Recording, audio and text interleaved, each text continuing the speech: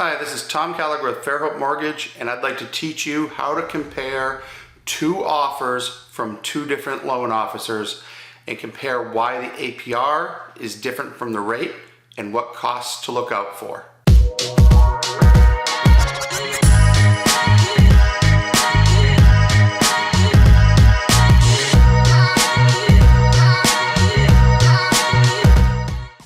It's important to understand what all the costs, fees, and rates mean when you're looking at a loan estimate, especially when comparing two different offers you have or two different loan types.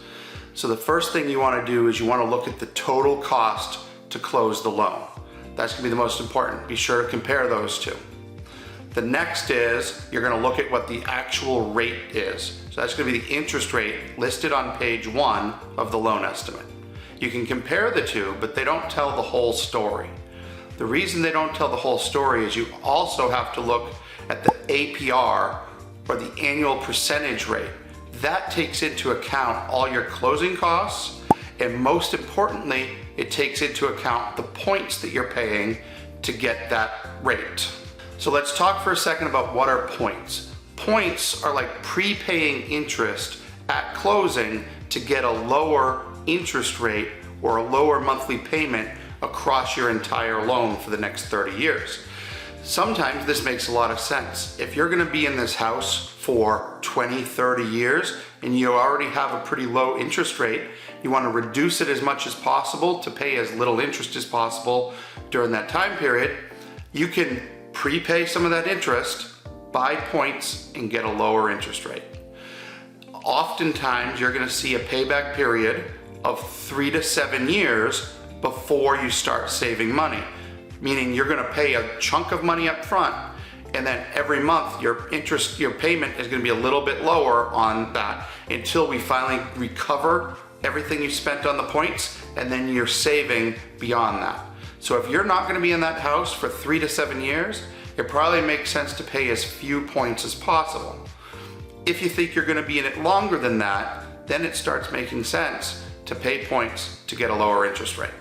Sometimes when you use an online lender or a lender who isn't clear about what you're getting, you may get an offer for a lower interest rate than you already have. And at first, it makes a lot of sense to just take that offer and move forward.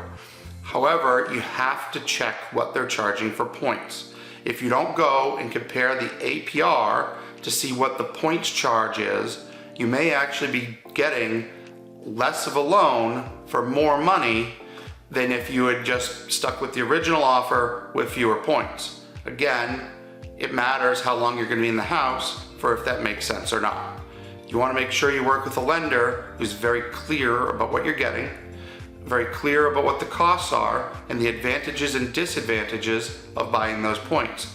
Those decisions are yours. We can advise you on what to do. We can advise you on what the payback period is and whether it's beneficial or not. But at the end of the day, you're the one making the payments at closing, and you're the one making the payments every single month for the next 30 years. So you want to make sure that you're involved in that decision. The other thing that you want to look at when you're comparing two different loan estimates is if the rates are locked. Because if the rates aren't locked yet, they can change. So you want to make sure you're comparing two offers that are both real, locked in place, and you can see the APR on page 3 of the loan estimate.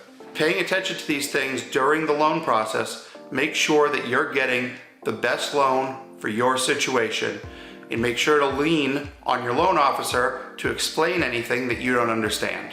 This is Tom Kalagher with Fairhope Mortgage. Thanks for watching.